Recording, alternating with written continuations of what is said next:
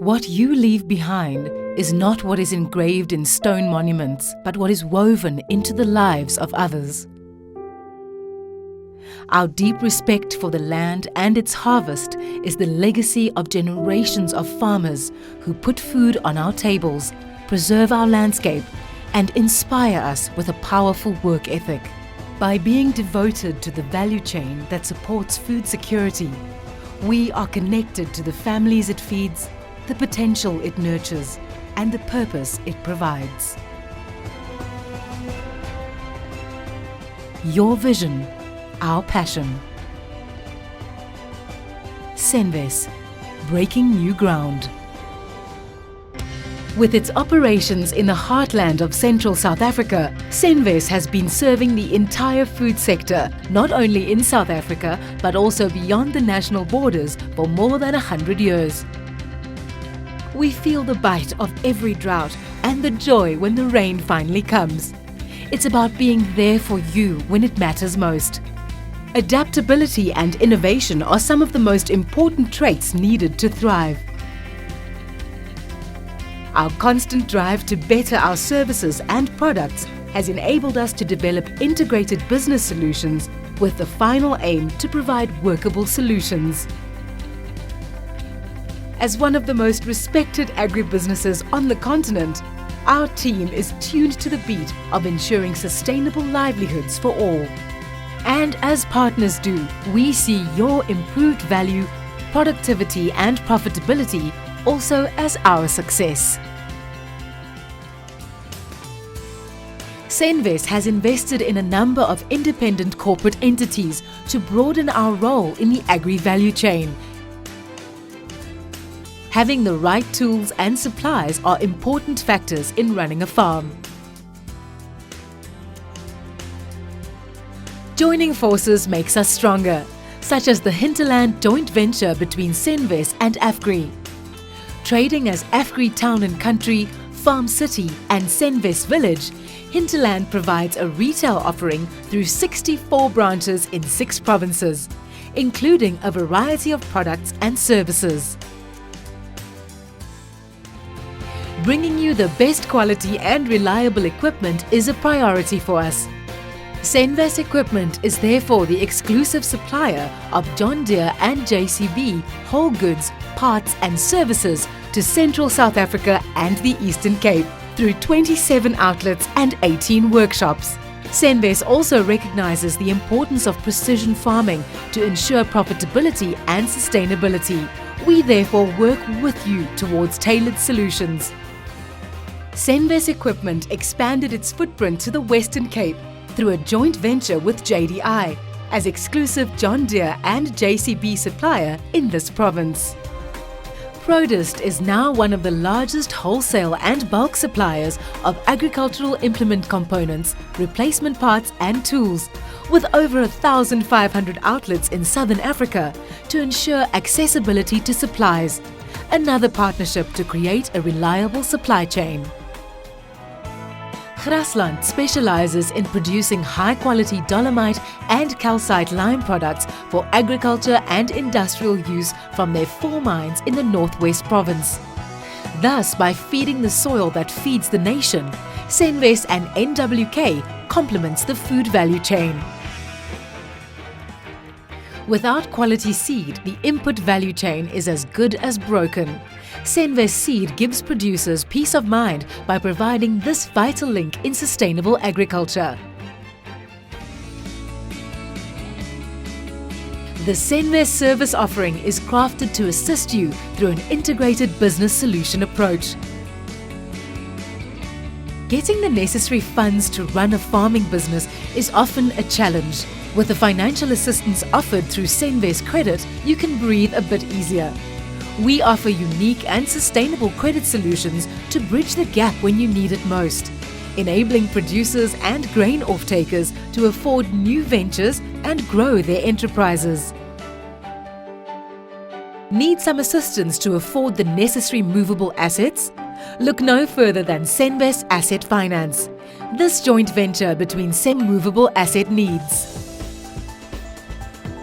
Senves joined forces with NWK to create Certisure, looking after your personal and business risk management. As a financial services provider, we offer a comprehensive range of solutions from asset, crop insurance, financial planning, credit life insurance and medical schemes. We leave no man behind. Univision Broker Services provides administration services to various short-term insurance brokers to give you added peace of mind. Market access is a crucial link in the food value chain. Senvest GrainLink is the proverbial matchmaker between the farm and off-taker. The grain storage capacity of Senvest GrainLink silos is a staggering 4.8 million tons in its 68 grain silo complexes. This is slightly more than a quarter of the total capacity of the country's commercial grain storage infrastructure. We make sure that the harvest is handled with care throughout our grading, weighing and storing process. Through 18 grain procurement offices and grain trading desks, we create a smooth link between grain procurement and marketing. Basis Link was developed by Senvest GrainLink, an online grain basis trading system to make trading more transparent. Supporting the Senvest GrainLink notion of easy, transparent trading, electronic silo certificates is an efficient, secure system allowing owners to safely and conveniently manage their own portfolios online. Transporting your goods to the market is as old as farming itself. Senvest and Imperial Logistics saw the need and formed Grainovation, offering specialized transportation of grain commodities in Southern Africa. Senvest also invests in soft commodity trading, yet another essential part of the value chain, bringing products from the farm to the processors. TradeVantage combines grain marketing and trading services on national and international platforms. As a full subsidiary of Senvest, clients benefit from the strong support and network of the company. These benefits include access to competitive markets and quick and effective payments. Clients can count on negotiable contracting and delivery terms. Senvest and 8 partners have come together to give back to rural communities through Tobo Trust, with the aim to promote sustainable development. Beneficiaries include employees from Senvest, farm workers, new entrants to the sector and small-scale farmers. The team of people who make Senvest what it is shares in the vision and passion of producers and off-takers. Consistent in our efforts, we don't want to leave anything to chance. Therefore, we developed the Senvest Group Agri Rewards Loyalty Scheme. In this country's new chapter, we have proven our commitment to sustainable agriculture, as well as to those who were left behind. Thought-leading initiatives such as Nation in Conversation was created by Senvest a few years ago to encourage dialogue between everyone in the food value chain right up to the consumer to better understand and manage change. Senvest also fully understands the power of sport to bring people together. Senvest partnered with Northwest Cricket with the Senvest Spinners program, focusing on farm school cricket development, yet another initiative to make a real change in rural communities. If the past century has shown us anything, it is that integrity, honor, respect and loyalty is a sound foundation to build on. At Senvest, we are proud of this legacy. Because we value all people, we invest in you, the producer, the off-takers, the consumer, and every man, woman and child. Senvest will continue to bring you integrated solutions. We will keep on creating new paths to navigate markets. Our passion is to see you succeed on your farm and in the value chain, now and for generations to come. Your passion, our vision. We are Senvest, breaking new ground.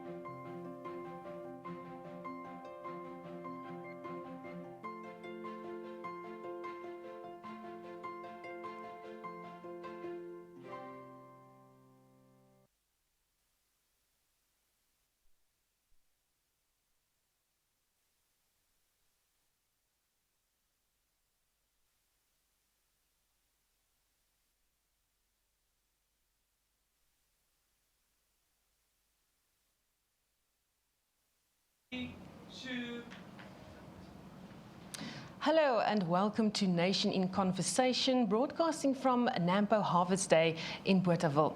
I am Suzanne Paxton, and today's topic is women in agriculture. My guest today is Gloria Serobe from Wiphold. Welcome, Gloria. We also have Liesel Foster from Dr. L.A. Foster Boerderijen.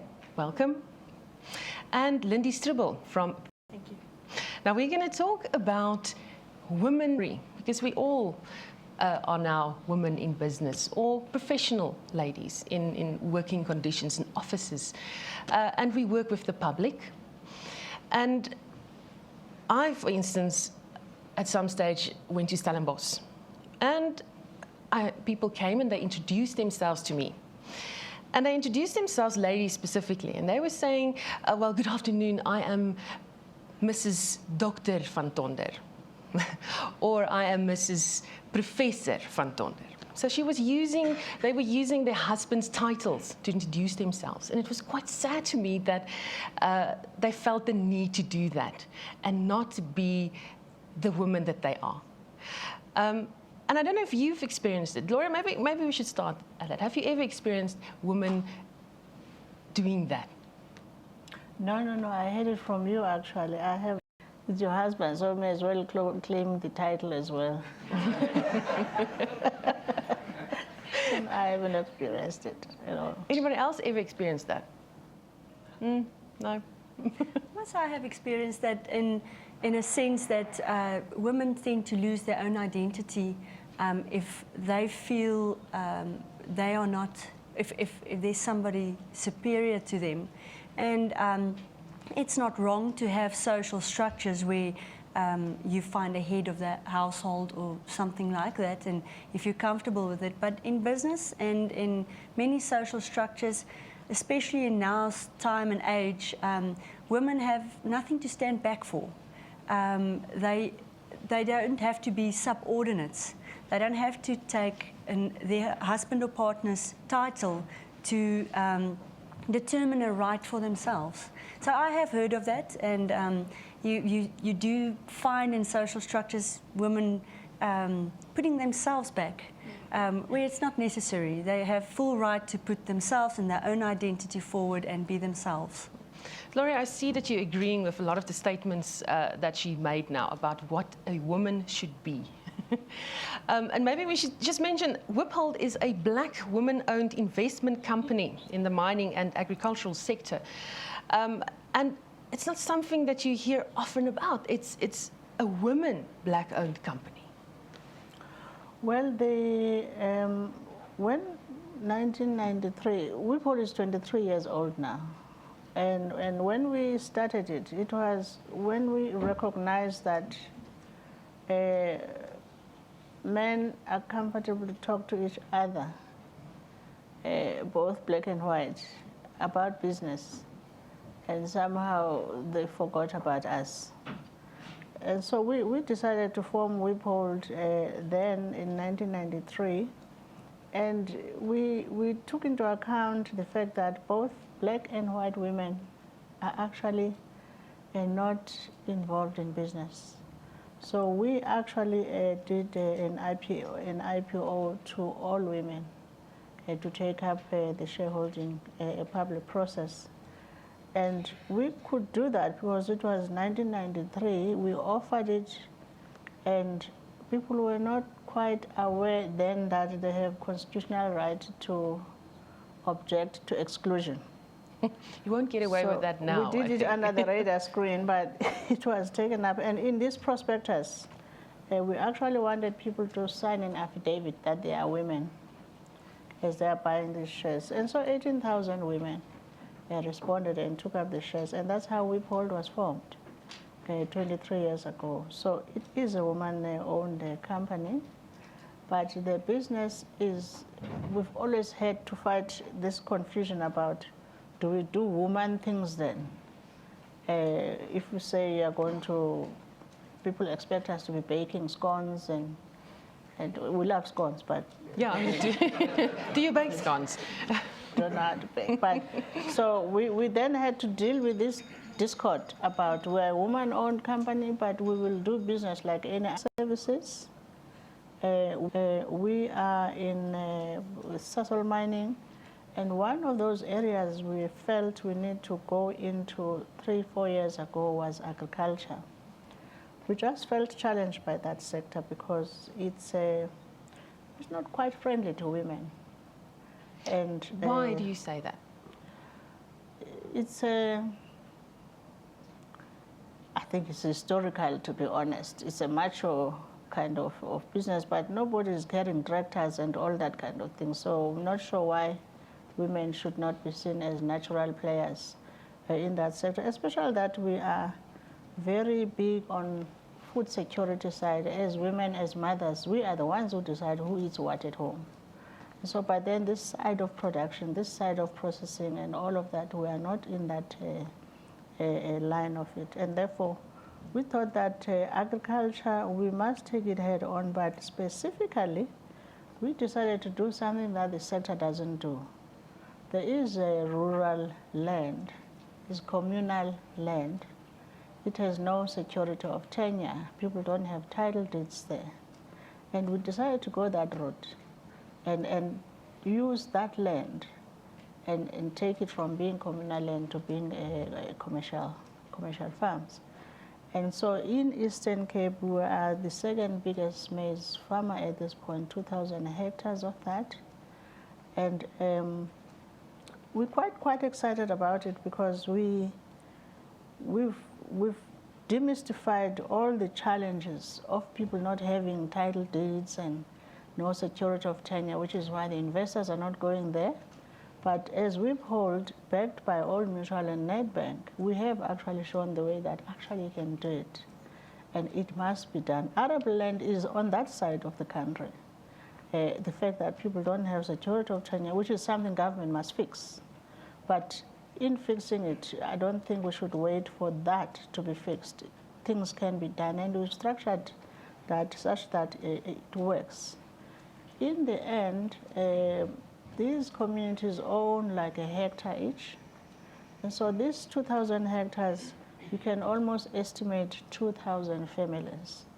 And that land is next to each other, so you can block it into 100 hectares, into 300 hectares. It's not little gardens. And do what gets to be meaningfully done. But the interesting thing about it is when we did that, then we're now looking for the beneficiaries of this land. Who are the owners? Because we have to pay rental to them. We have to give them their dividends. So we had to have a tidy database about who do we pay to, including their bank accounts. So to our pleasant surprise, then over 50% of these people were women. Big smile. But it was by default. Some of them are widows. And some of them became the beneficiaries of reference because the husbands are working either in Cape Town or Durban. They are the ones that are there. And but so that was over 50% women. But if I can then tell the story, Suzanne. Yes, let's talk about the woman being the breadwinner at home while the husband is a breadwinner far away.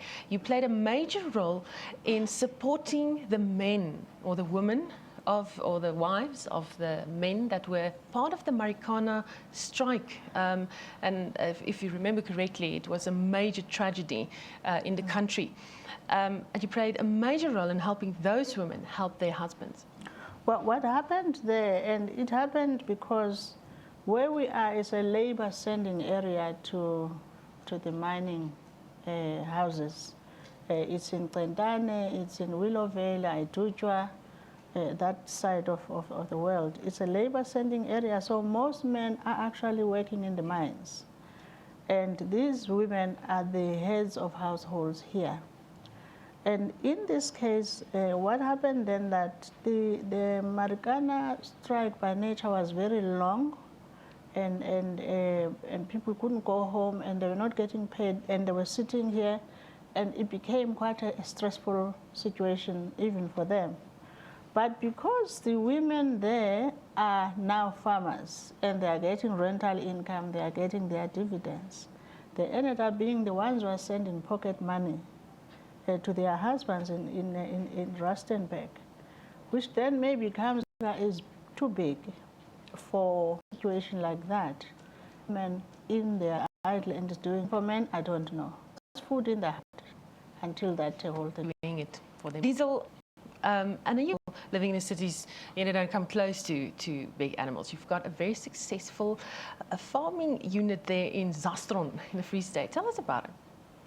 And I'm a commercial beef cattle farmer in the Zastron area. Our farm is commercial, got a commercial Drakensberger herd as well as a stud. I do the work that the men do. I physically vaccinate, I dehorn the calves, we brand the cattle. So I do all the work that the men do on the farm.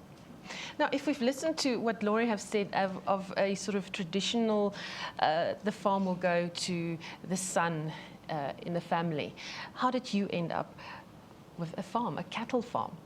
I'm the youngest of 4 daughters, the 4th generation on the farm, and it has always been very important for me for the legacy to carry on. Your forefathers worked very hard on the farm, and I think it must be, it's an achievement to hand something down to the next generation, and it's a sustainable business to the next generation. And it just so happened that I went to go and study agriculture, and I got married, and my husband isn't involved in agriculture, but I just ended up farming, doing the farming on the farm. What is the challenges that we're having in South Africa at the moment? It leaves, if you do invest, is the crime in the rural, unemployment and the poverty, which I would say that's also quite a big challenge. The South African border, I think, with Lesotho, high crime area. As well as Lesotho. You're networking with you, as well as my neighbour, relationships with everybody around you, and as well as your farm workers and everybody that works for you. It sort of forms a security net to fall back to if there are problems. And I wouldn't say it would prevent problems, but it's an important step in trying to curb farm attacks. It's just networking with everybody. Do you experience, a difference between the farmers if you, for instance, walk into a place and you're a woman and it's a gathering of farmers? Do the men treat you differently? People in our area don't. They're used to me. I've become a fixture at the meetings and functions that they have. But in certain areas it has happened where you stand and you get introduced and men will walk up to you and they'll greet everybody around you, or they're not sure if they should shake your hand or give you a hug or kiss you, or they sometimes ignore you. So that does happen. I would say it does happen. How do you react when they... No, I greet them. I make a point of greeting them and putting out my hand and shaking their hand. Laurie, I see you laughing. You have experienced this as well, right? Just kiss them. I think it's okay. Now, Lindy, you're also heading a very, very big organization. Tell us about that. Suzanne, I think my story it goes broad. I've always been in the service of agriculture. But my story actually started, my link with agriculture started in growing up on a farm, of course, and having the farm lifestyle as a kid, and it's in your blood if you grew up that way. And then here it was standard 9, what's it now, grade 11, when you have to make your career changes, I had no idea what I want to do. So you go into these tests that you do so that they can guide you what to do. And I will never forget, the lady said to my parents, if only she was a boy, we would have recommended that she goes farming. And that was the reality. And not even thinking about it at the time, I ended up studying food science. And here by my 3rd year, realized, but this is not what I want to do. I want to be in the agriculture space. And I changed my course to agricultural economics. So from there on, always been in the agricultural economics environment, and then from working from the University of the Free State, then moved to the Agricultural Business Chamber, where also as an economist, but serving the agriculture sector. Very exciting environment, and only about a year and a half ago, I moved from the AgBiz, as it's known now, I moved from AgBiz to the Produce Marketing Association, or PMA, as we call it. I never saw myself different from my colleagues. It is a men's world. I studied in a men's environment. I think Liesl will agree with me. The classes we were a handful, one or two of a class of 20 boys, we were one or two girls. And I never saw myself different from them in any aspect. And that still reflects today. We'll be in platforms, whether it's challenging or exciting platforms, we're all equal in that game. And I think it lies in how I see it and how I do it and go about it. But still, it is an environment that it's sometimes surprising for people to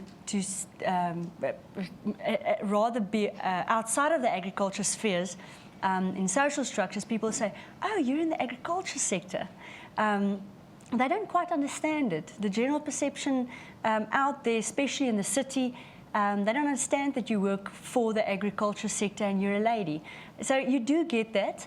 I've never really had negative experiences in that regard. Perhaps it's just my perception, but I'm a blind eye for it, perhaps. But yes, the environment that I work in now, in the Produce Marketing Association, it's a global organization, and one of the 4 main pillars of our value that we present for members is under the umbrella of the Centre for Growing Talent by PMA. And it's very exciting for me because one of the important focuses for them is to empower women and to provide women leadership. So we've got a couple of conferences. We also host locally here for PMA in South Africa. We've hosted last year a women's breakfast, and this year in August planning an afternoon evening event, which we call the Women Fresh Perspective event. So yes, it's nice for me now to be in an environment that recognizes that we need to do something, we need to empower women, we need to provide a platform to build on their leadership in the agriculture, and in our case, the fresh produce industry. But why only one for women? Don't we want to be equal to men and compete in all the same spheres and be in the same place? Why only one for women? It's a very good question. There is other platforms like executive leadership programs and emerging leadership programs. You can get various of it. It's not linked to organizations. You get some at various universities, locally, internationally, etc. But this is a focus for the women to get to a point to get a network amongst each other, to learn from each other. We face the same challenges in different aspects. The challenges that Liesl experienced, the challenges that Gloria experienced, we can learn from each other. And that will build in our leadership as women in business, in agriculture, in your household. So it's important to provide that platform. Gloria mentioned something that I associated a lot with. She said men easily, and that's one of the founding reasons for founding the organization, was men easily networked with each other. And I think it's a historical thing. It's just men been leaders in business over many decades, and they automatically fall into that position and they network easily. They'll go for a beer, go for a golf, and nowadays mountain biking. Women didn't have any of that. There weren't platforms like that to provide networking possibilities. And that's why we're filling a gap in that regard. We also open it up to, like for instance, the upcoming event, the first sessions would be for the women only, to provide a safeguard for women to interact, be frank, say how they feel, how they experience things, and learn from each other. But then the evening function, we open it up for men. It's a women's event. And it's fascinating how the uptake is. Typically, a situation would be a CEO, a male, will take up a table at the event with ladies from his organization. And afterwards, talking to some of those men, they found it as an eye-opener for first time to be in a discussion environment just with the ladies in his organization. Never had that opportunity to learn things that they experience and things that they see different. And in some cases even got some points that was very valuable for themselves in the company or personally. Now I want to go back to something that you mentioned earlier, and Gloria, I want to speak to you first about it. You mentioned that you went for these tests and they said, if only you were a boy. Do you think we will ever get away from that sort of legacy that the son in the family will inherit the farm or be the farmer? If we don't talk about it, we won't get out of it, because it comes from generations, and it's a worldwide thing also. It's not a South African thing. But I think it's important that we put it on the table all the time, that it might just be that your legacy is safer with your girls. And judge children, characterize them according to who is best to do that, as opposed to this anointment of men. And sometimes some of these sons, you see, they are seriously harassed by this thing. They just don't want to be there, but it's a burden now on their shoulders. So I think, and that is one. But the second one is that fathers, husbands cannot perpetuate this poverty around their princesses. At the same time, they love them to death. And on the other hand, they cannot trust them with their assets. There's a bit of a discord there, because you cannot match this love with the anointance, the inheritance that actually goes to this issue.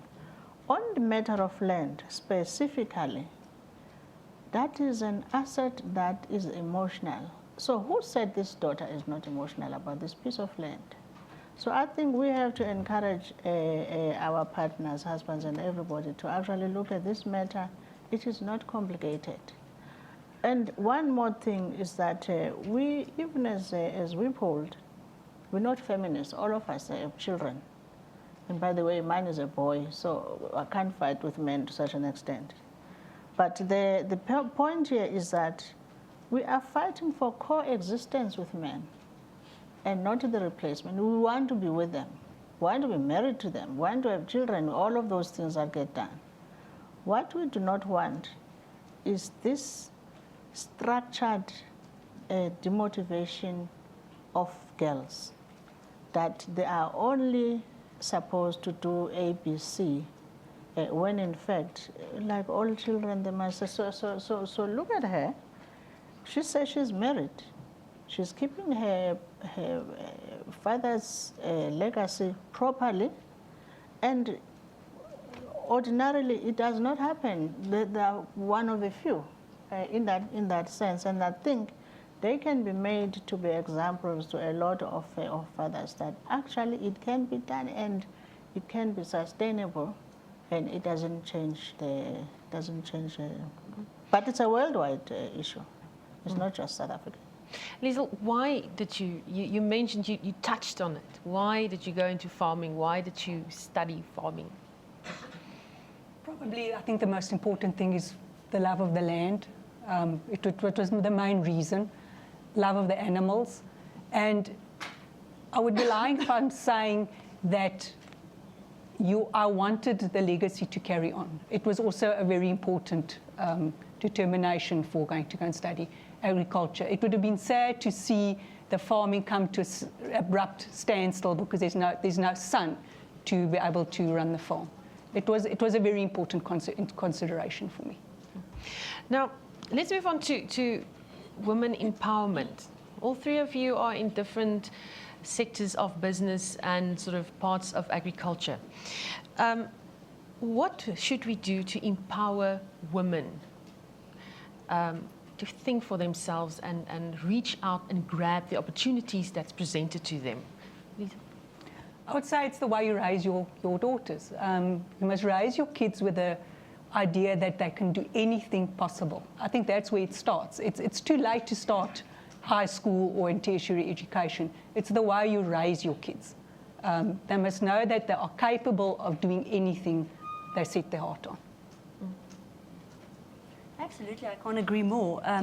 I had the privilege of growing up in a house where we were three daughters, and it's not the typical setup of, let's say on a scenario of a Sunday when you come back from church, Sissy must go help make salad and Boetie must go help make the fire. I didn't grow up that way.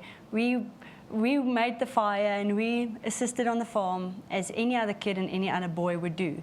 And that's something I would want to provide for my kids as well. And like I say, I can't agree more with what Liesl is saying. I have the privilege of having a little boy and a little girl. And the way I see it is I want to promote them to know that it doesn't matter what your gender is, you're capable of anything. You can play with anything. My little girl can play with the cars, my little boy can play with her dolls, and it's fine like that. And that's the basis of, in future, they will understand they've got equal rights. And I don't think we should underestimate the change of the generations. There is nowadays the young generation, the millennials, I love them to bits. I think they're fascinating and they're crazy, and I wish I could say I fall into that age group, but I don't. But in my mind, I think I do. So if you look at the changes of the generations, before the baby boomers, there were, and the baby boomers were the generation that stood up for their rights, including from animal rights to women's rights. But before them, we need to understand, and that's not many years ago, we're talking 50-odd years ago, was a generation that they call the silent generation. And they were, whether in a tribal setup or whether in a Western social setup, there was always the male leadership, and you were subordinate to it. And there were always structures in a working place, whether men or women, you wouldn't have the freedom of speech and standing up for your rights, etc. Many of those facets still come through. We still have fathers and perhaps even mothers that teach their kids that. And that's what we need to change. We need to move out of it. And the millennials are going to surprise us. They are not bound to rules. They've got access to information. Little girls got equal access to information and inspiration as little boys do. So it will sort itself out. And I think there's a role that we can play to empower women by providing platforms to build their networks and assist them and ensure them, inspire them. If it's artificial, it's going to fail. It shouldn't be enforcing women, you have to employ a certain amount of women in it, because then it's not based on merit and the enthusiasm of that particular person. It's going to fail then. Gloria? There's a lot of audience for this topic. I think the first one I want to speak to strongly is the women themselves. We have to understand that we are coming into business uninvited. You don't have friends there. You are almost invading a space where you don't have company. And I always say invasion is invasion. There's a war now. Go there knowing that you are going to a war zone and then be in war and not pretend like you're in a picnic.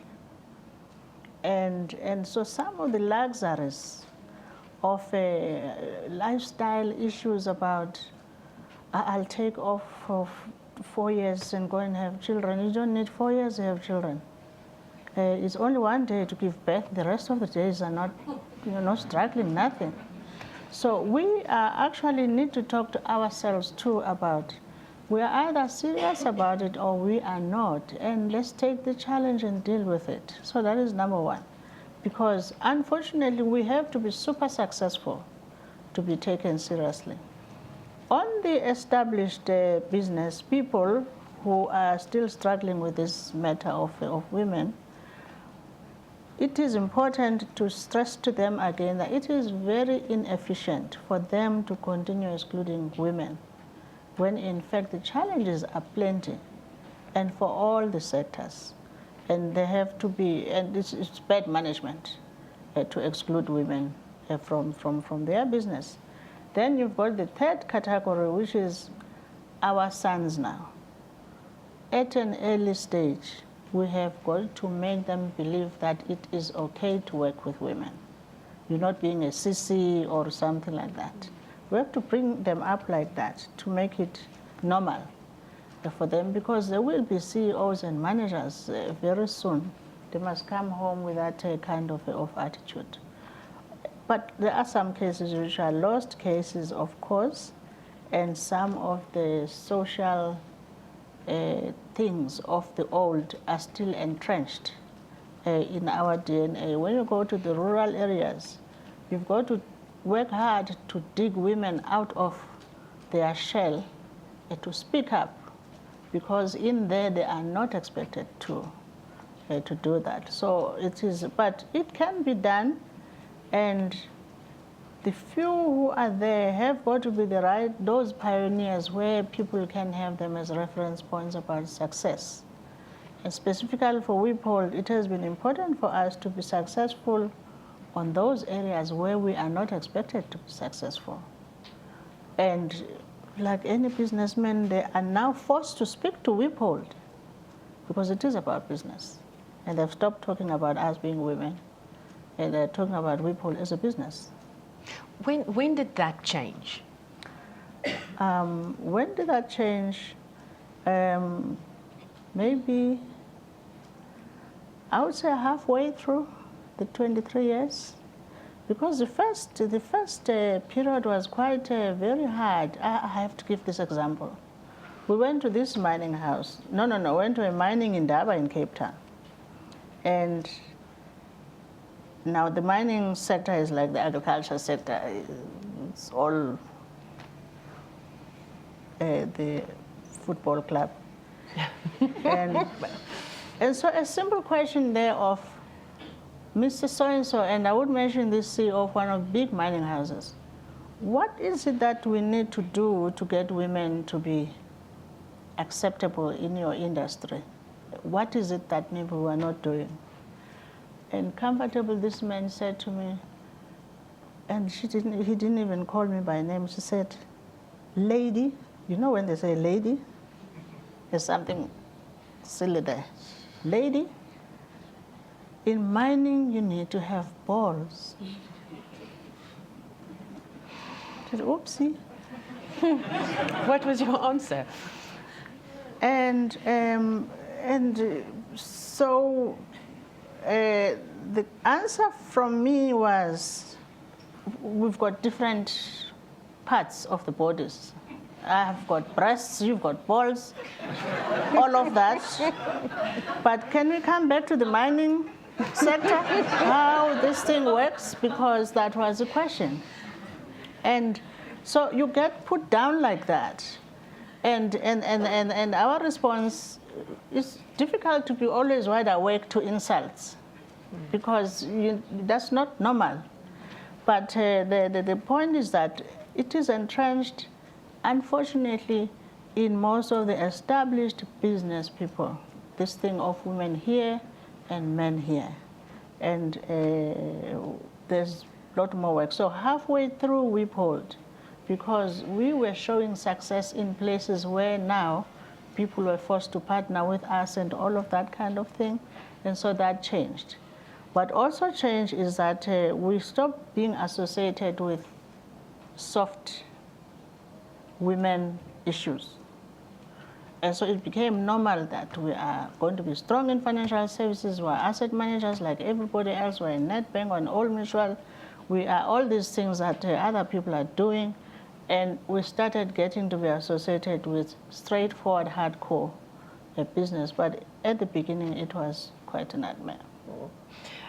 I could actually ask you the same question, because dealing with farmers, men in general, if you walk into a conversation, there's always some sort of joke that could be below the belt.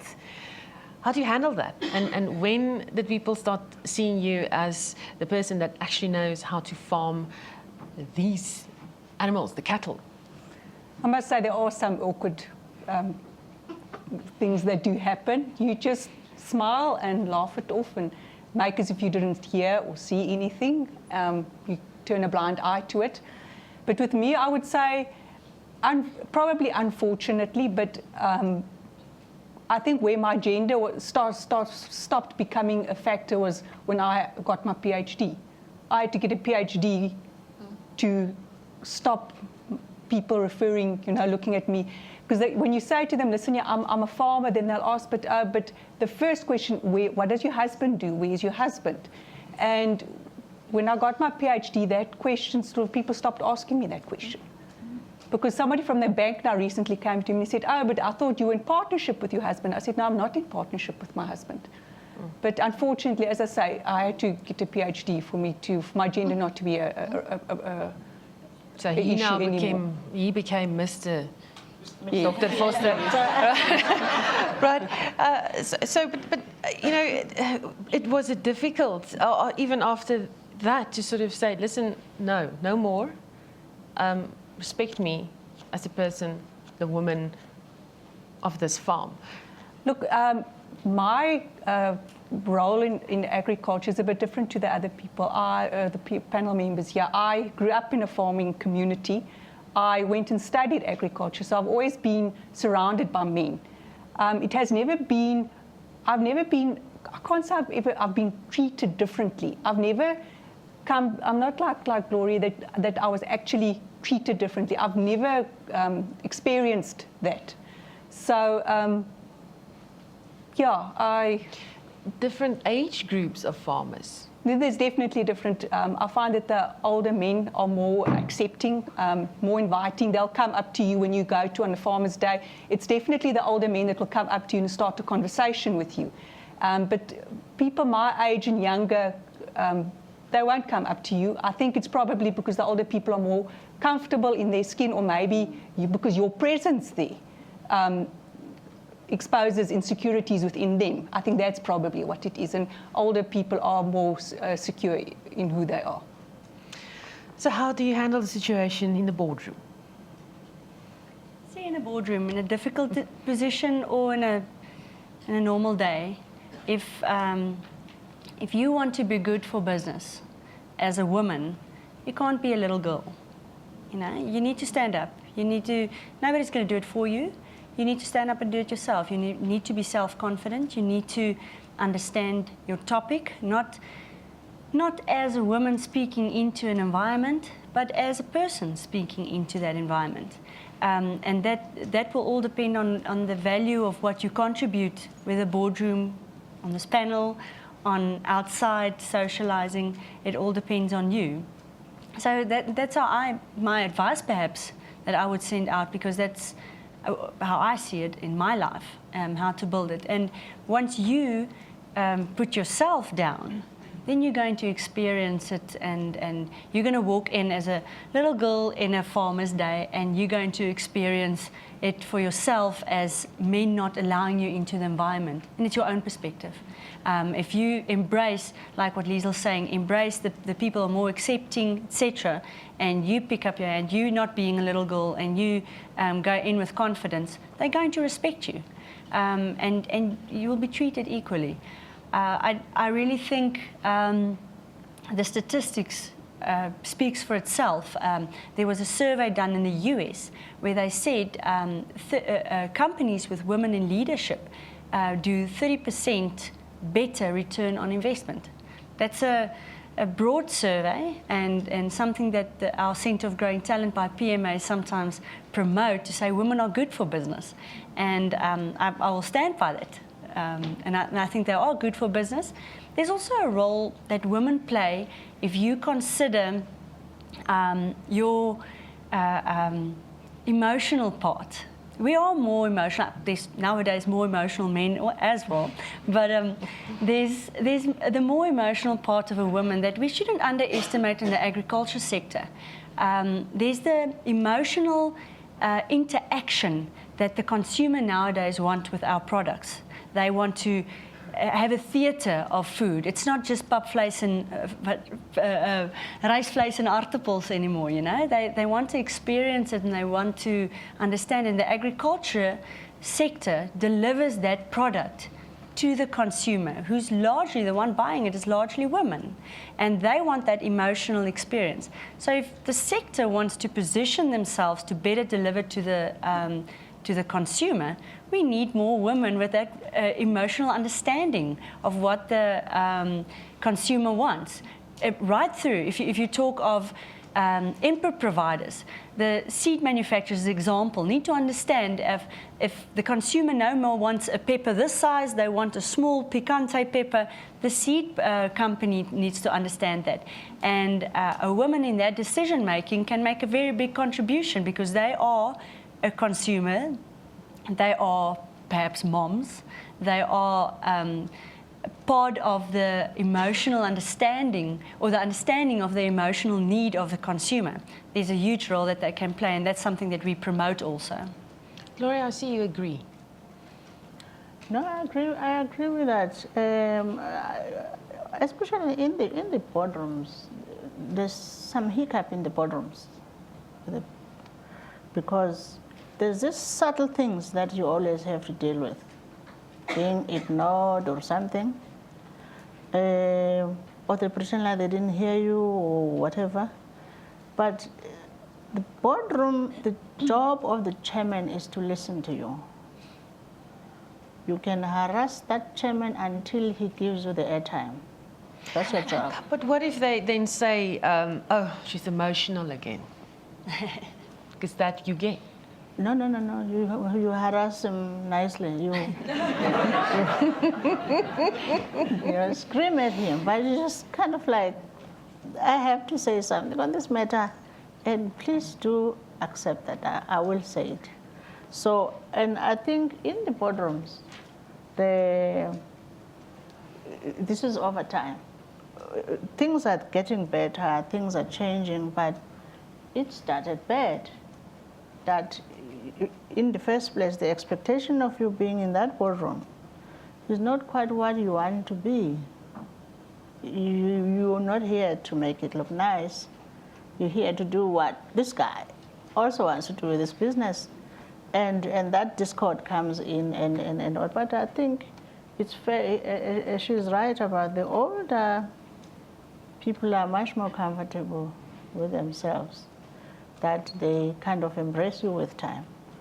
And I think our generation is the one that still needs to be worked on, but really maybe it's not an issue anymore. You just do what you have to do. Speaking of emotion and, you know, special kind of skills women have, we are born with it. I heard through the grapevine here that women make better farmers when it comes to animals. Do you agree? No, I agree. In the farming community, we speak about stockmanship. A lot of people who farm with animals don't have stockmanship. But I think farmers, due to our nurturing nature, due to our caring nature, we are better stockmen. And we achieve better results due to it. I think also it's important when you're working with animals to have empathy. And I think women probably have more empathy than what men do. So I would say women definitely do make better stockmen. Out of interest, stockmanship is what? It's that sixth sense, that gut feeling. It's something that you cannot teach somebody. You either have it or you don't have it. And it's that gut feeling that something's not right. I can't put my finger on it, but something's not right. Or you pick up on problems on the farm much sooner than what your male counterparts do. That intuition. My mom always said a little voice in her head that's telling her something's wrong. I don't know, have you experienced it where your intuition, you were listening and you saying, okay, let's go for it? I've always struggled with this one about whether we're different or not different, but maybe we are, but I've struggled to claim that as women we are better at the emotional thing. Intuition. But maybe it might be right, because we will, when we discuss medical aid, we'll jump quickly, we'll understand the whole thing, and we will do the right thing. So maybe there is an element of ours where we just mother everybody in the head. And maybe that's where that comes from. Have you experienced it? Actually, this discussion makes me think of, I can't remember the English version, Groet die Grootman, Defend the Caveman, where men are defined as the hunters, where they draw it in a very humoristic way, draw it back to the prehistoric times of the role of men and women. And women are the gatherers, you know, we gather the seeds and the things, so that's also reflective. In the business world, in your decision making, we observe more, we take in more. We need to multitask. We're known to multitask better than men. If that's true, it's an open point. But we are gatherers, and men are the hunters. In that humoristic way explained, how the partnership between, and when you get to a decision making position, like going back to the example of a boardroom, the combination of women and men there is very valuable. You have the gatherers bringing in all the information. You have the men who can target down and say, this is what we should do. This is the decision. And it also doesn't mean the one has a particular role and the other one not. I just think the combination could be very valuable. Let's look at government. And the South African government wants to empower women. If you look at legislation, at the amount of ministers that are women, they're making a point of trying to empower women. Firstly, do you think enough's been done by the government, and should we wait only for government? Government has done better than business, for sure. Over the 20 whatever years, there was a time, for example, the ambassadors of all the major economic countries were women.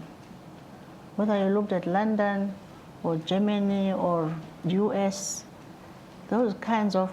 Now, mindful of the fact that the role of the ambassador now is that of the economic relations. It's no longer a ceremonial thing. They are expected to do strong economic relationships work. And so once the South African government could trust women with those kinds of relationships, I thought that it's a high-risk thing which they are prepared to do. If you look at their portfolios, government portfolios, strong portfolios, health, foreign affairs, housing, you know, these hard places. Then you find that they have their own women ministers there and all that kind of thing. But then there's another story, which then comes back to, we must also be careful that when you see failures there, it's not a failure of a woman, it's a failure of a wrong appointment. And it's men and women, you name it. But I like the fact that they are balancing this thing. They are actually showing the desire to do the right thing. I don't know in the middle if it is going there. But and they do express it verbally that women must be empowered. It gets championed from the office. So I think the government is doing better in that sense. Business is struggling a bit. It's kind of, but business will say, we need the pipeline. So I'm sympathetic to that too. So if we need a whole pile of CAs and we don't have them, we'll not say business must wait for women CAs within the next 10 years. We are saying they must hire CAs. So there is a bit of a pipeline issue, there is a whatever, but you want to hear more of that noise from business on their own, that we have to do the right thing. I got a bit of a different experience when it comes to this. I lecture part-time, and the students in my class, I'd say more than 50% are women. I just think in South Africa today, there are sufficient opportunities. There are a lot of opportunities out there. It's for you to, as an individual, to identify those opportunities and to empower yourself. I wouldn't say because of women the opportunities are less. I wouldn't say there are sufficient opportunities there. So yeah, I would say there is sufficient empowerment, if I can put it that way. But one must be careful about the word of empowerment, because I don't want to know that I've been given a job because I've been empowered. I want to be given a job because I know I am capable of doing that work. So that's also just important. As Gloria said, you must be capable to do that work. I totally agree. And if you do it artificially, it's not just bad for that structure, whether it's a government or business, because that person will fail if it's done artificially. And if the person is not, if the woman is given a job because she's a woman and not because she earns that job, she will fail. So, and that's not just bad, like I say, for the business or the government organization, bad for that person as well. And if you set somebody up for failure, that's the worst thing you can do to somebody. But like Liesel's saying, there's a lot of empowerment initiatives, and it should be embraced and supported, so that there's enough women with the right merit, knowledge, etc., for the right jobs.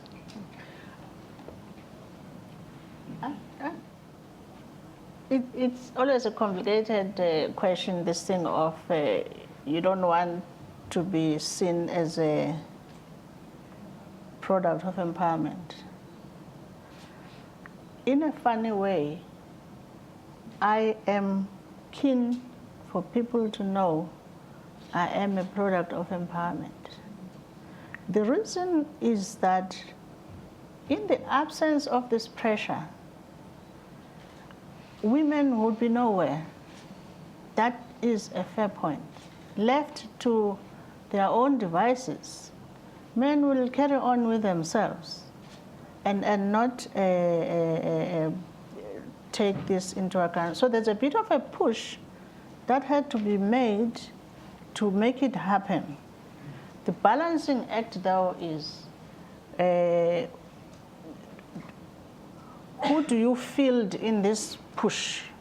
People must be equipped, but if a bank has a job to have 10 women CAs in their bank employees of 2,000, and they say, we do not have them, they will make them. They will create them. They will create the pipeline. They'll go to UCT.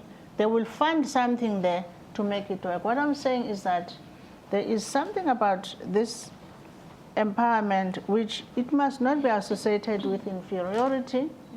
And secondly, we have to champion it as well and not say we came here out of merit.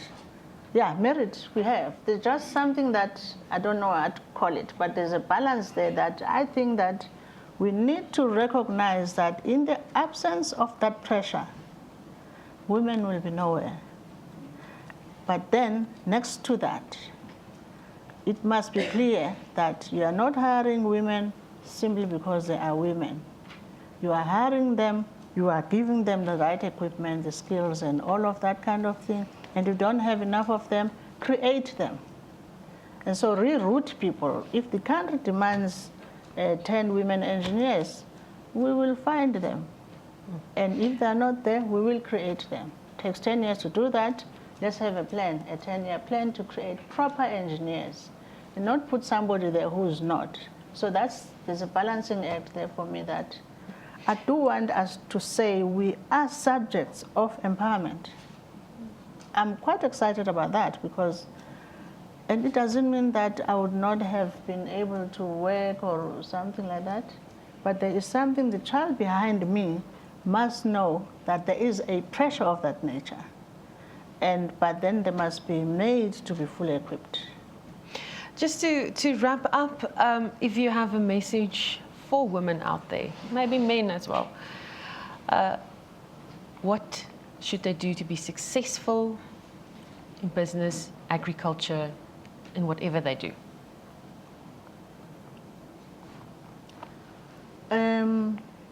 To be successful anyway, people love excellence, so it doesn't matter what you're doing. You've got to give much more to this to show excellence and be that person who is a reference point for knowledge and hard work. And work ethic is very important for every one of us. all we are doing is to push people into the entry. Once you are in there, you've got to work very hard and make it work, even for those who championed you to go in there. And just be mindful of the fact that it is still very far for us to say there is enough women in the system. But so once we are in there, create space for more women to go in there. Liesl? I would say in the commercial farming sector, it's very important to retain your identity as a woman. You're not competing with the men, they are your colleagues. And I would say that's the most important thing. Embrace your womanhood and be comfortable with it. Lindy? Ditto. No, absolutely.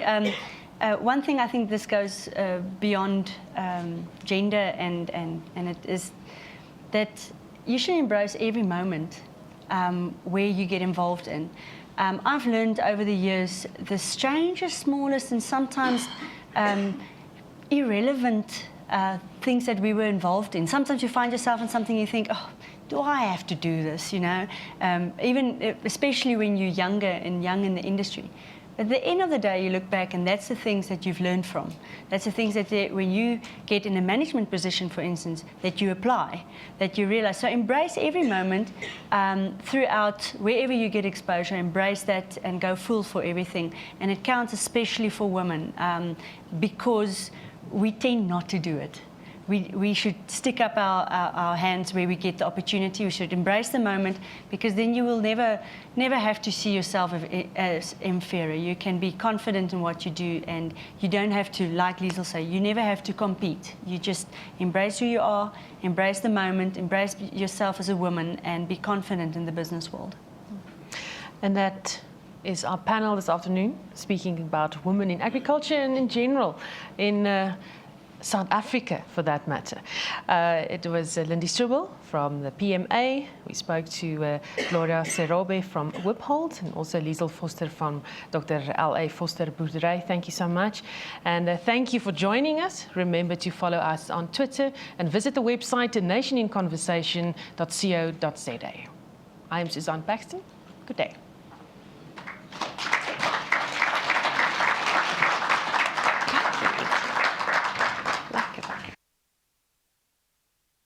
Right, we have a few minutes for questions.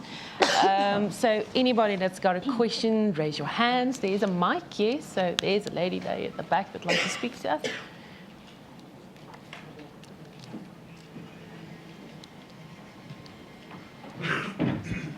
Thank you.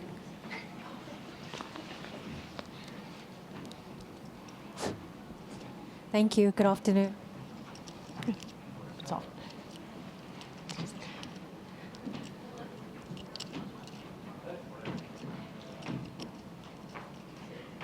Thank you. Good afternoon, everyone. I've actually got 4 questions, so if I can just run through all of them. The panel mentioned barriers to entry in agriculture in their respective markets. One being access to funding. Can you share some of these barriers to entry and how you've overcome these? Number 2, when we look at the evolution of women's role in agriculture, what more do you think can be done by the public and private sector, that is in respect of agriculture? What structures, policies, or the pipeline of talent, like you mentioned, for women to be successful in agriculture? What advice do you have for female entrepreneurs considering to move into the agricultural space, example, agro-processing? That is also moving from grassroots farming to a successful and sustainable agricultural commercial farmer. And my last question, how have you all embraced innovation and technology in your respective areas of your business? Thank you. Right, who'd like to start? I see Gloria smiling again.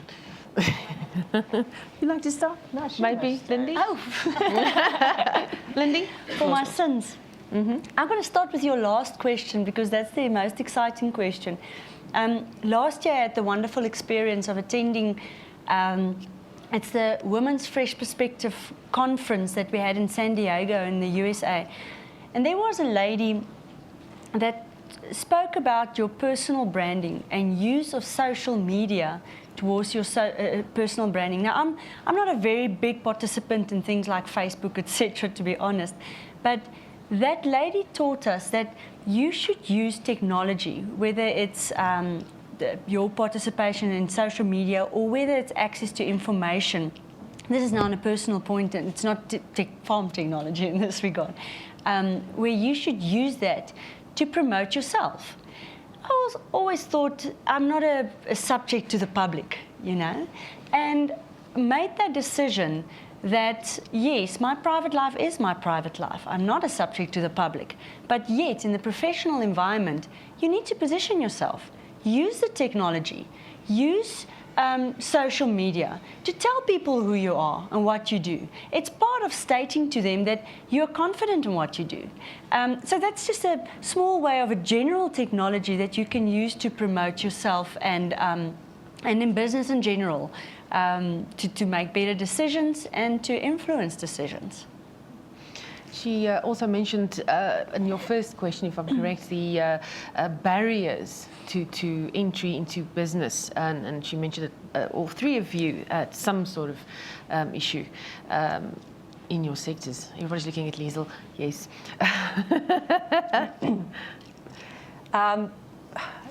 It's incredibly difficult to start a commercial or any farming business from scratch. It's all I can tell you. It's very, very, very capital intensive. And if you don't come from a historic farming background, you're going to have major problems. There is funding available, but business plans and things and partnerships with that are very, very important. When it comes to technology, very interestingly, the cattle industry are very, very slow to embrace technology. It's not like the agro sciences and agronomy, but there's due to, how can I put it, your physical constraints as a woman, that you're not as strong, you'd find that women tend to embrace technology more than what men do. And especially in the stud breeding industry where I'm involved in, technology is very, very important. And with your question with funding, you spoke about funding. I've just now recently applied for a loan, and the processes that I had to go through is exactly the same as my male counterparts. But as I say, if you do not come from a traditional farming background, it's a very uphill climb. Gloria? I guess there is nothing more that explains the question about the barriers and the access than if you look at Eastern Cape is a rural area, all of it. And so is Limpopo, and so is some parts of KZN. It is not by coincidence that these places are called poor because they don't own the land. And so the starting point is the lack of access of collateral and land and all of that is the one that makes the banks not look at you for funding. It's a chicken and egg situation. And so there are two things for me specifically on agriculture. Is that one, that is why we're saying, can you just give the chance to women also to do this thing, because they need access to this industry. And that access for most people start with having land in your hands. You use it as collateral and all that kind of thing. And so if you then take all of Eastern Cape, it's the poorest province in the country. That's because all of it, these people have no access to an asset. There's no bank that's going to talk to them. No matter how well you speak and how good this business plan looks like, banks are looking for security and you don't have it. And so I think if one were to say government must fix this thing of the security of tenure of this communal land, it will change a whole lot of whatever. And then we still have the next challenge, which is that patriarchy is also strong there. The traditional leaders also give land only to boys, mind you. So we have to go to traditional leaders as you will give to women now. It's quite a hard topic, I must say. So you have to, but the lever for the agricultural sector specifically it can be anything but land. Even if you look at the agro-processing and the rest of the value chain, the starting point is that the primary growth is the one that actually requires land, and we don't have it, and therefore the lack of security, and therefore the lack of funding, and therefore the banks are not going to talk to you. So while we can talk about these things as if they're just emotional things, but you are perpetuating poverty by not giving people security of tenure or this prized asset called land. And you keep impoverishing women in that sense, and they stay in marriages that they should not stay in because it's their social security now. And I think somewhere we need to correct this thing, because that poverty is structured, and we have to kill that structure of perpetuating that poverty around women or perpetuating that poverty around rural, which is also largely women, and that is how it looks like. Right, there was one more question. Is that about, I think the third question about from substantial farming to commercial farming, how to help women and propel them from substantial farming into commercial farming. And Gloria, you're working on projects like that. Yes. How do you do that? How what do was you the help question? them? What advice do you have for people who are considering to move into the agricultural space, example, agro-processing, that is moving from the grassroots level to a successful and sustainable agricultural model? Okay. So with that one, because for as long as the land is little, it's 1 hectare, it remains that. And so one would encourage that, block them. So in Eastern Cape, we take 300 families and take 300 land. That becomes 300 hectares. It starts to become a commercial kind of thing. Farm, yeah. And therefore, it starts to have decent conversations with the banks and so on. But if you go to a bank with your 1 hectare, you are immediately put as being a subsistence. So if possible, to group the land moves you from subsistence to commercial. And then you then have the next step now is that the big agriculture players have got to have a mindset of helping now, because the intellectual knowledge is with them, the skills are with them, the exposure is with them, and they can do a little bit to really I'm told people are doing all manner of things to help. Yeah. But this one of pushing from subsistence to commercial, then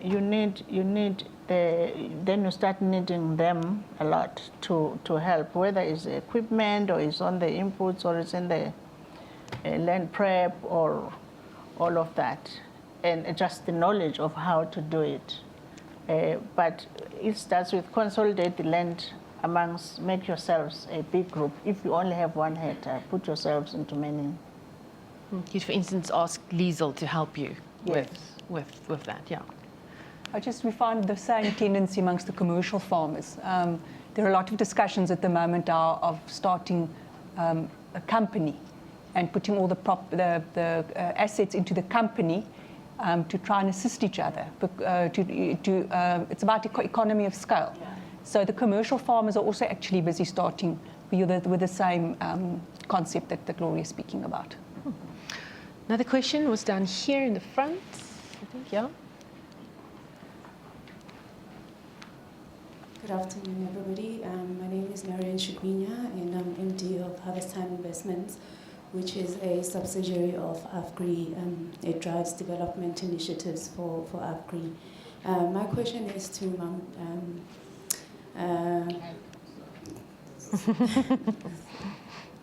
Gloria. You mentioned earlier on that, and I joined the conversation halfway through, so I hope my question hasn't been dealt with. But you mentioned earlier on when the question was posed whether government and business are doing enough, and you said government is doing more than business, definitely.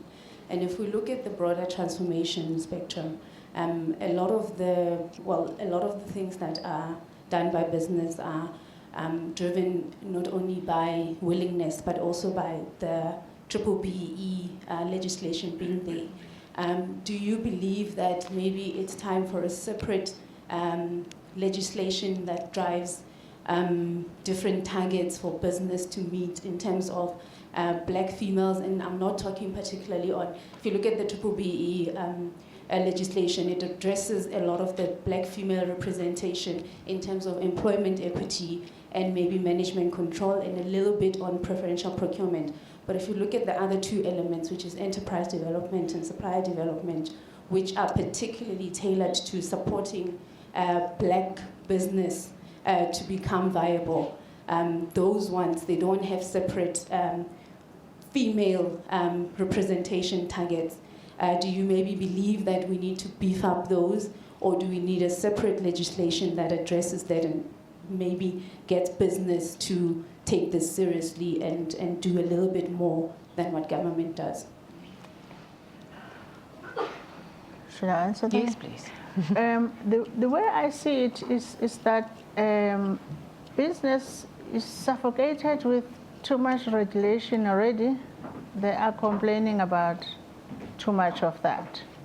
So it would seem to me that the existing legislation put those layers in that enterprise development and supplier whatever, as opposed to have another legislation. There's something about this legislation which they are talking about lack of certainty now. Today there's legislation 1 and tomorrow there's legislation 2 and next week they don't know what the next is coming. So we need to stabilize around a lot of regulations and strengthen those elements where they are weak. Just make an amendment. That would be my suggestion. Any more questions? There's a question at the back. Hear from the male voices. Thank you. My name is Mpumelelo Mkhabela. I'm chairing a panel on Friday on youth and their views on the future of agriculture. So join me on Friday. Marketing, yourself? But to the point of this discussion, I would like to know, simple, straightforward, what would you consider yourself successful, and what's your measure of success? I want an answer from all three of you. Let's give you a breather and let's start with Cindy. For a moment to think. Measure of success is always a personal thing. For one person, it could be a position. For another person, it could be financial. For another person, it could be status. Personally, for me, it's a combination of things that is important to me. It is to be able to have a balance in my life, religiously, physically. All of this is a balance of your life, and if I can measure, if I can achieve that, that's where I feel I'm successful. So, but you can break it down, and I think that's where you're leading towards. You can break it down. In my world, am I a successful mother? Am I a successful business lady? Am I a successful stakeholder person? Am I engaging successfully with the industry, which is a large part of my role? I think yes. I think I am, and that's the part where I'm preaching, saying being confident in what you do. So you should also acknowledge yourself without being arrogant. It's not always easy to achieve it, and you do have your challenges, but amidst the situation, yes, I think I have achieved it, and still achieving, and success is never a thing that's, it's just one level. You always need to push it forward. So yes, on where I am, what I've set for myself, but I'm setting new measurements as I go on every facet of my life, and there I'm not there yet. Still need to achieve that. Lisa?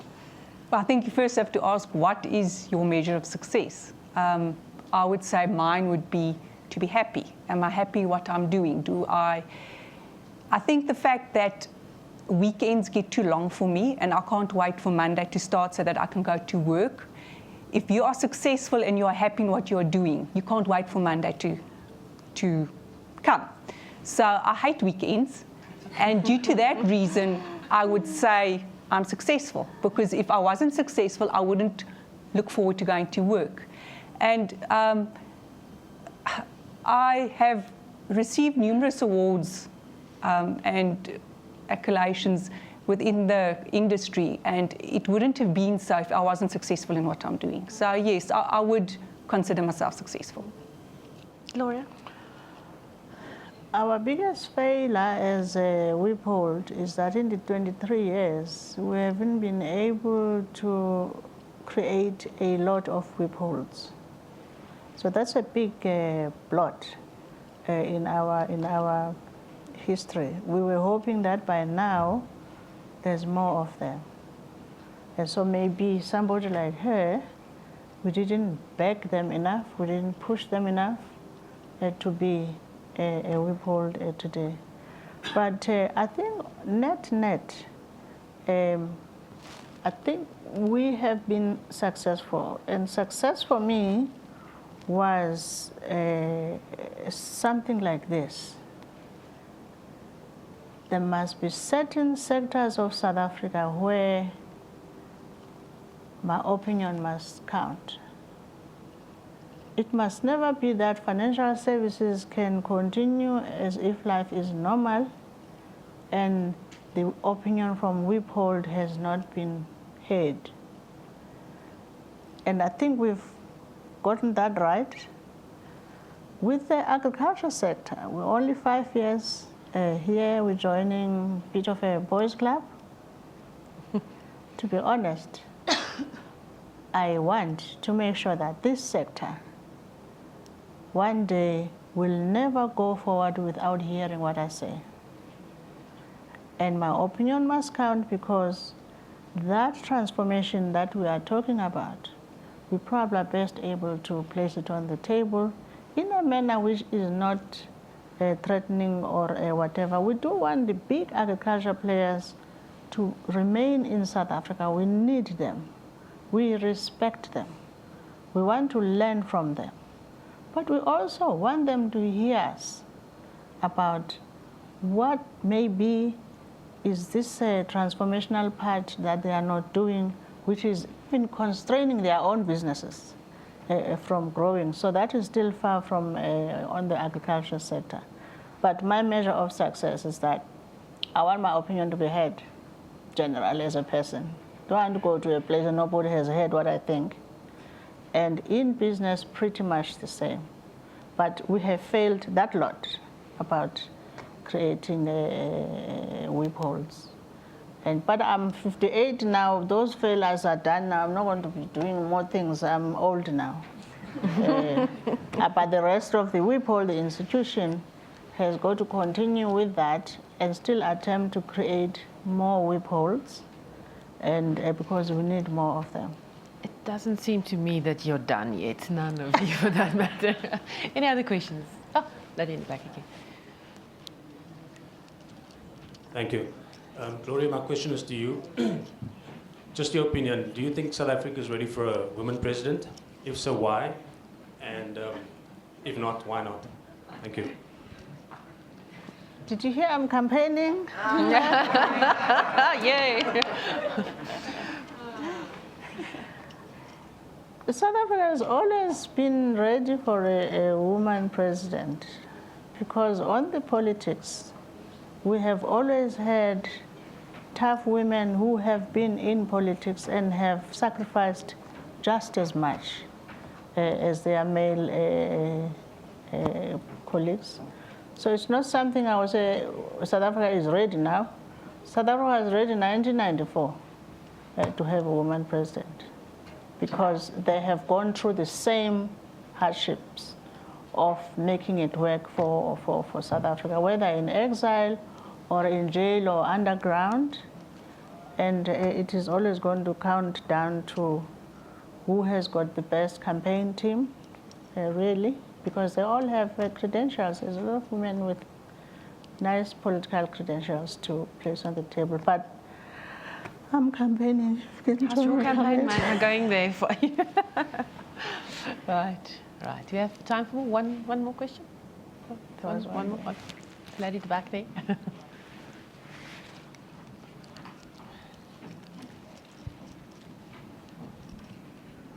Thank you. All three of you are pioneering the change of women in the agriculture.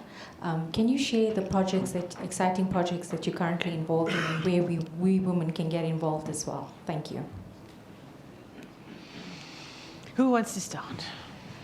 Yeah, I'll start. I think I mentioned one or two of the women leadership events that we host. It's open to anybody in the agriculture sector, even though hosted by the fresh produce industry. It's open to anybody. I think it's extremely valuable, not just the event, but what goes after it, the networks, the structures that we try to put in place for women in the business to learn from each other. It's really open to anybody. Anybody can stick up their hand and get involved. And I want to urge people to get involved. If this platform that we host is not something that you've got access to, create one of your own. Create one in your farmers' community. Get the women together and promote each other, assist each other, learn from each other.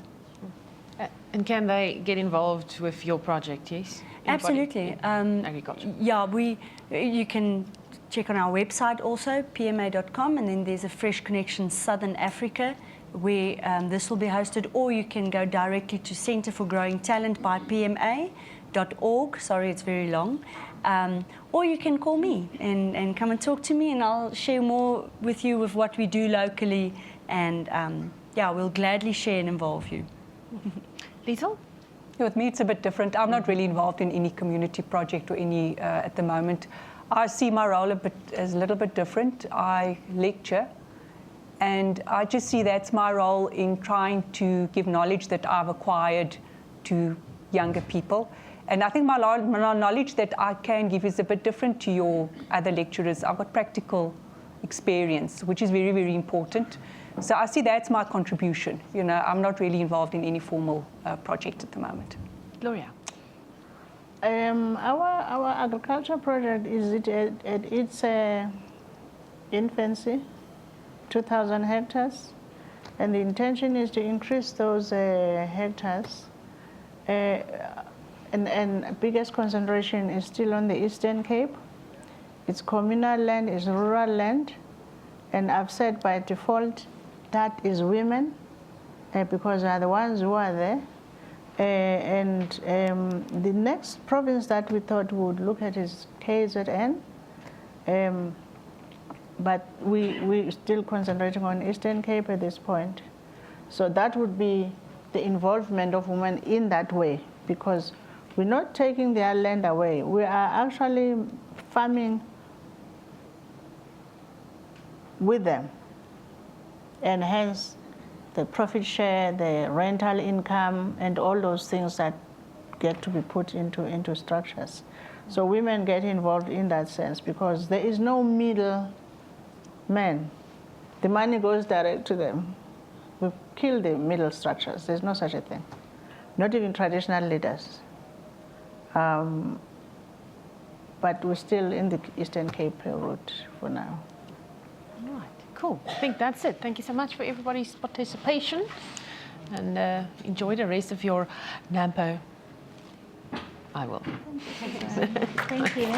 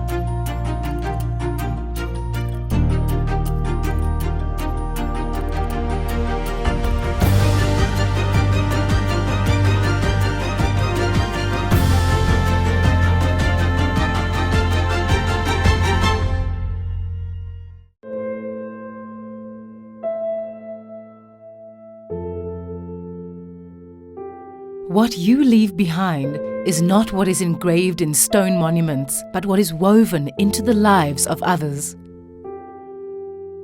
Our deep respect for the land and its harvest is the legacy of generations of farmers who put food on our tables, preserve our landscape, and inspire us with a powerful work ethic.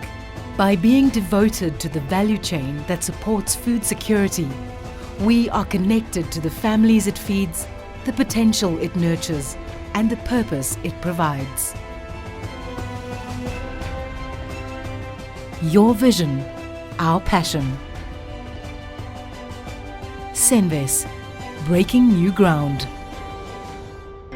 With its operations in the heartland of central South Africa, Senves has been serving the entire food sector, not only in South Africa, but also beyond the national borders for more than 100 years. We feel the bite of every drought and the joy when the rain finally comes. It's about being there for you when it matters most. Adaptability and innovation are some of the most important traits needed to thrive.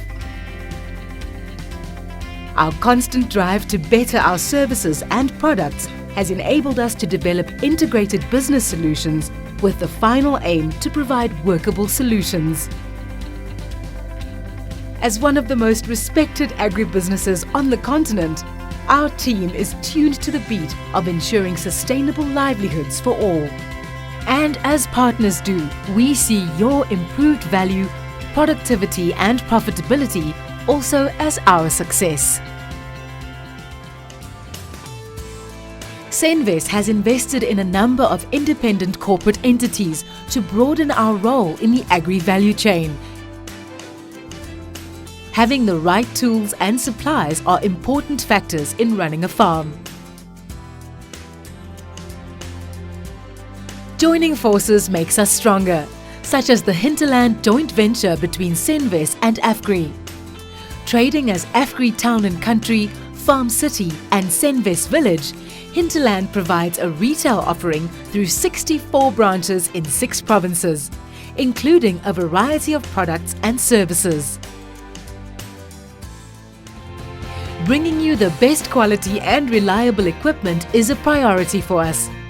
Senves Equipment is therefore the exclusive supplier of John Deere and JCB whole goods, parts and services to Central South Africa and the Eastern Cape through 27 outlets and 18 workshops. Senves also recognizes the importance of precision farming to ensure profitability and sustainability. We therefore work with you towards tailored solutions. Senves Equipment expanded its footprint to the Western Cape through a joint venture with JDI as exclusive John Deere and JCB supplier in this province. Produst is now one of the largest wholesale and bulk suppliers of agricultural implement components, replacement parts and tools, with over 1,500 outlets in Southern Africa to ensure accessibility to supplies. Another partnership to create a reliable supply chain. Grasland specializes in producing high-quality dolomite and calcite lime products for agriculture and industrial use from their 4 mines in the Northwest Province.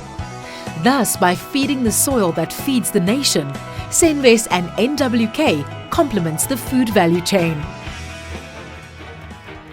Without quality seed, the input value chain is as good as broken. Senves Seed gives producers peace of mind by providing this vital link in sustainable agriculture. The Senves service offering is crafted to assist you through an integrated business solution approach. Getting the necessary funds to run a farming business is often a challenge. With the financial assistance offered through Senves Credit, you can breathe a bit easier. We offer unique and sustainable credit solutions to bridge the gap when you need it most, enabling producers and grain off-takers to afford new ventures and grow their enterprises. Need some assistance to afford the necessary movable assets? Look no further than Senves Asset Finance. This joint venture between Senves and Westbank provides financial services regarding all movable asset needs. Senvest joined forces with NWK to create Certisure, looking after your personal and business risk management. As a financial services provider, we offer a comprehensive range of solutions from asset, crop insurance, financial planning, credit life insurance and medical schemes. We leave no man behind. Univision Broker Services provides administration services to various short-term insurance brokers to give you added peace of mind. Market access is a crucial link in the food value chain. Senvest GrainLink is the proverbial matchmaker between the farm and off-taker. The grain storage capacity of Senvest GrainLink silos is a staggering 4.8 million tonnes in its 68 grain silo complexes. This is slightly more than a quarter of the total capacity of the country's commercial grain storage infrastructure. We make sure that the harvest is handled with care throughout our grading, weighing and storing process. Through 18 grain procurement offices and grain trading desks, we create a smooth link between grain procurement and marketing. Basis Link was developed by Senvest GrainLink, an online grain basis trading system to make trading more transparent. Supporting the Senvest GrainLink notion of easy, transparent trading, electronic silo certificates is an efficient, secure system allowing owners to safely and conveniently manage their own portfolios online. Transporting your goods to the market is as old as farming itself. Senvest and Imperial Logistics saw the need and formed Grainovation, offering specialized transportation of grain commodities in Southern Africa. Senvest also invests in soft commodity trading, yet another essential part of the value chain, bringing products from the farm to the processors. TradeVantage combines grain marketing and trading services on national and international platforms. As a full subsidiary of Senvest, clients benefit from the strong support and network of the company. These benefits include access to competitive markets and quick and effective payments. Clients can count on negotiable contracting and delivery terms. Senvest and 8 partners have come together to give back to rural communities through Tobo Trust, with the aim to promote sustainable development. Beneficiaries include employees from Senvest, farm workers, new entrants to the sector and small-scale farmers. The team of people who make Senvest what it is shares in the vision and passion of producers and off-takers. Consistent in our efforts, we don't want to leave anything to chance. Therefore, we developed the Senvest Group Agri Rewards Loyalty Scheme. In this country's new chapter, we have proven our commitment to sustainable agriculture, as well as to those who were left behind. Thought-leading initiatives such as Nation in Conversation was created by Senvest a few years ago to encourage dialogue between everyone in the food value chain right up to the consumer to better understand and manage change. Senvest also fully understands the power of sport to bring people together. Senvest partnered with Northwest Cricket with the Senvest Spinners program, focusing on farm school cricket development, yet another initiative to make a real change in rural communities. If the past century has shown us anything, it is that integrity, honor, respect and loyalty is a sound foundation to build on. At Senvest, we are proud of this legacy. Because we value all people, we invest in you, the producer, the off-takers, the consumer, and every man, woman and child. Senvest will continue to bring you integrated solutions. We will keep on creating new paths to navigate markets. Our passion is to see you succeed on your farm and in the value chain, now and for generations to come. Your passion, our vision. We are Senvest, breaking new ground.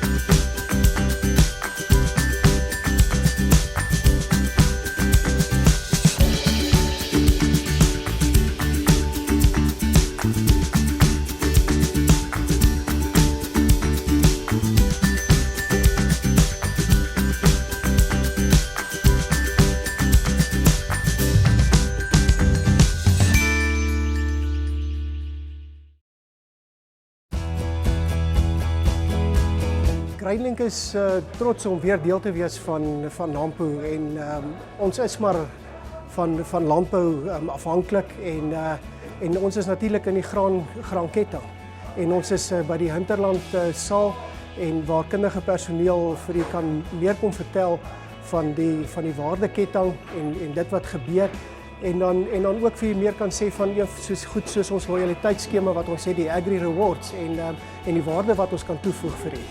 Ons het weer eens 'n skaalmodel van 'n silo waar jy kan kyk en kom sien hoe 'n silo werk en baie opgewonde weer verbeterde 3D brille wat ons het hierdie jaar om 'n virtuele toer te kan vat deur die graansilo en te sien die werking van 'n graansilo en wat alles gebeur.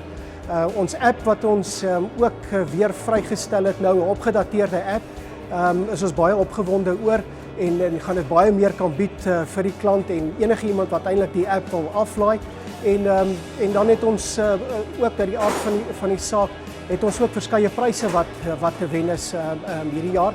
Ons het weer die markpryse wat ons naboots op die rekenaars en daar's vir dit is daar elke dag R1000 koopbewys van Hinterland wat te wen is en dan as jy van die app is daar 'n vraagie elke dag wat gevra word en wat jy dan ook daarso elke dag 'n prys kan wen en dan een van ons pryse natuurlik is die weerstasie wat ons oor baie opgewonde is. Ja, Senwes GrainLink nooi elke besoeker uit of jy 'n produsent is en of jy nie 'n produsent is nie om 'n draai te kom maak en te kom deel wees van wat in landbou gebeur en spesifiek in 'n graanbesigheid en ons verwelkom elkeen om deel te wees daarvan.